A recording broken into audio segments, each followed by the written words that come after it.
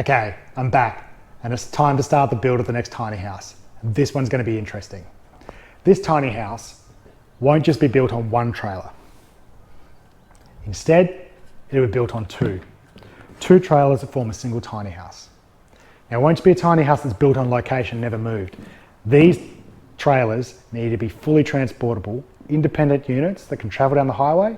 When I pull up on site, join back up together to form a single tiny house without too much hassle, and hopefully joins back together and is weatherproof and doesn't fall apart in the process.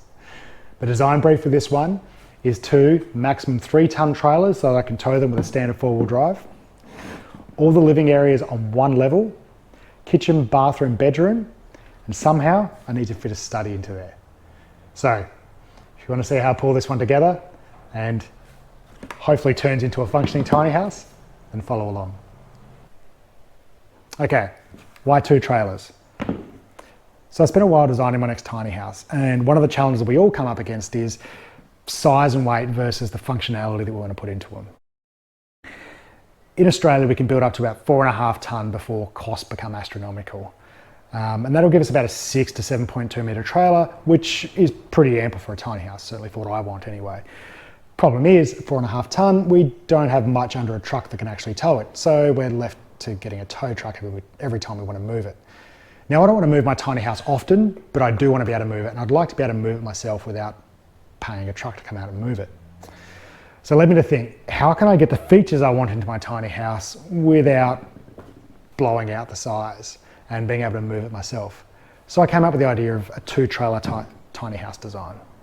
Now, the idea of 2 trailers isn't new, but turns out making 2 trailers that are fully transportable, can pull up and join into a single unit without too much work, becomes kind of challenging. The difficulty is you have 2 multi-ton structures sitting on wheels that somehow you have to line up millimetre perfect, so you can put walls in there, make it weatherproof, and it's not going to fall apart.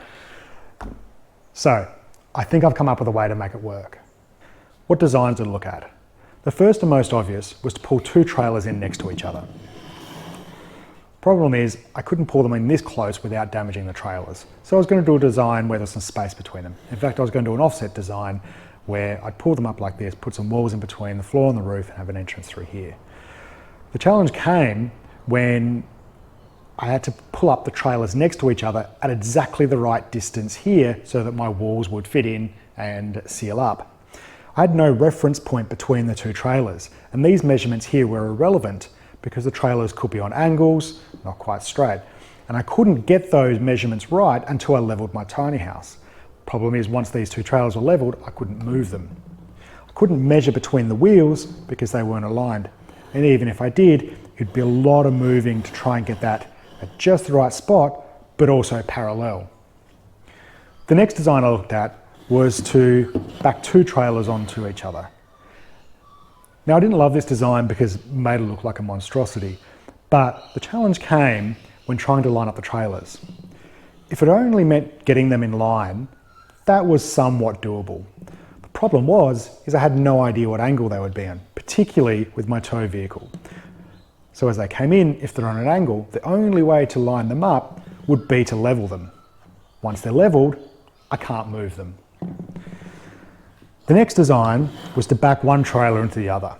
But once again, that came up with the same challenge as before of I can't get them in square and make that interface there until I level them up. And once I level them, I can't move them. So the design I did come up with in the end was to pull 1 trailer up next to the other and to hitch it on. Then all I needed to do to square these up was to move 1 trailer backwards or forwards until they were perfectly square. Then I would jack up this point, I could jack up my outer points, and my tiny house would be level. Because this hitch is hitched onto the side of this trailer, I have a set distance every time, which meant now I can fold out my walls and I know the distance here if the 2 tiny houses are square. Then I just need to lay down my floor on top, bring my roof over, and the tiny houses are joined. At least that's how it works in theory. I'm yet to see how this is going to work in practice.